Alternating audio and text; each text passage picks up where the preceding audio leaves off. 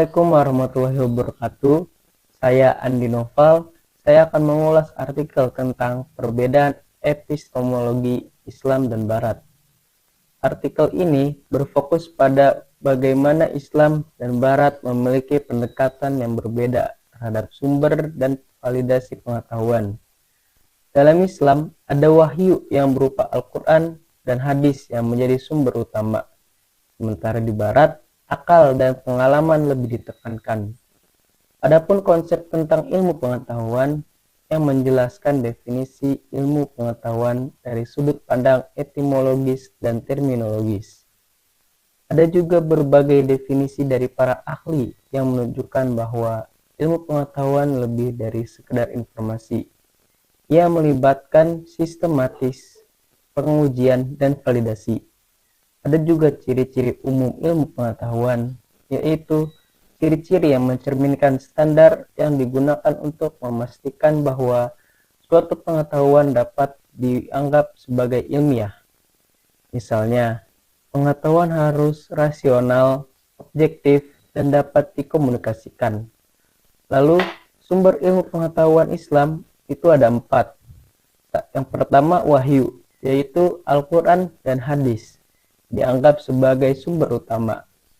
Wahyu dipandang sebagai komunikasi langsung dari Allah SWT dan memberikan kebenaran yang tidak diragukan. Yang kedua, berita yang benar, yaitu laporan yang disampaikan oleh banyak orang atau mutawatir dan berita dari Nabi Muhammad SAW. Yang ketiga, akal, yang digunakan untuk memahami dan merenungkan wahyu dan alam semesta. Yang keempat, ilham atau pemahaman mendalam yang datang dari sumber spiritual atau ilahi. Sedangkan sumber ilmu pengetahuan di Barat itu mengutamakan rasionalisme yang menekankan akal sebagai sumber ilmu pengetahuan. Lalu ada empirisme yang menekankan pengalaman indrawi sebagai sumber pengetahuan.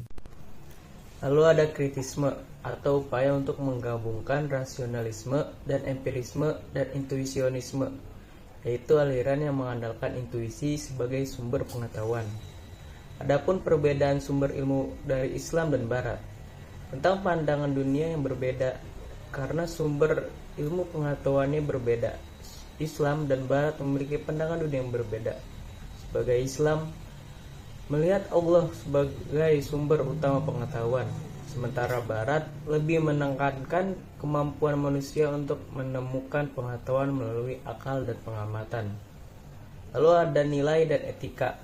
Dalam Islam, ilmu pengetahuan terkait erat dengan nilai-nilai moral dan etika yang berasal dari wahyu. Di Barat, ada kecenderungan untuk memisahkan ilmu pengetahuan dari nilai-nilai agama.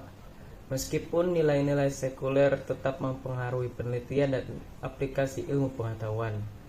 Dan yang terakhir yaitu metodologi, yaitu perbedaan dalam sumber pengetahuan yang mempengaruhi bagaimana penelitian dilakukan. Dalam Islam ada upaya untuk mengintegrasikan wahyu dengan metode ilmiah modern, sementara di Barat metode ilmiah empiris dan mendominasi.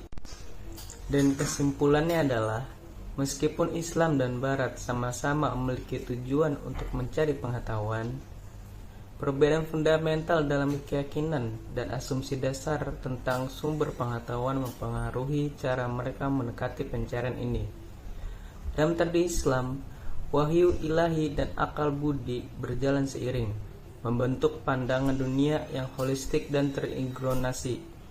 Sebaliknya, Barat cenderung lebih menekankan pada empirisme dan rasionalisme yang mengarah pada pendekatan yang lebih terfragmentasi. Perbedaan ini tidak hanya mempengaruhi metodologi penelitian, tetapi juga nilai-nilai yang dijunjung tinggi dan pandangan dunia yang lebih luas. Memahami perbedaan ini penting untuk membangun jembatan dialog dan kolaborasi yang lebih efektif antara kedua peradaban.